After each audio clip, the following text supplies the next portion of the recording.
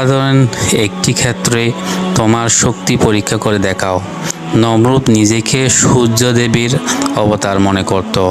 সূর্যকে দেবতা মানা ও ভ্রান্ত আকিদার মূলে কুঠারাঘাত করতে তিনি নমরুদকে বললেন, আমি যার দিকে মানুষকে আহ্বান করি সে আল্লাহ তাআলা পূর্ব দিক থেকে সূর্য উদিত করেন।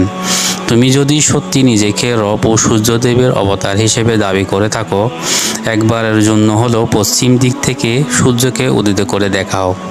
হযরত ইব্রাহিম আলাইহিসসালামের এ দাবির ফলে নমরুদ হতবুদ্ধি হয়ে যায়। তার দাবি পূরণের অপরাগ হয়ে যায়।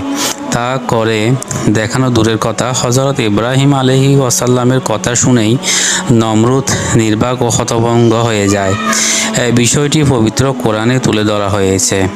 অর্থাৎ আপনি কি ওই ব্যক্তিকে দেখেননি যে ইব্রাহিম আলাইহিসসালামের সাথে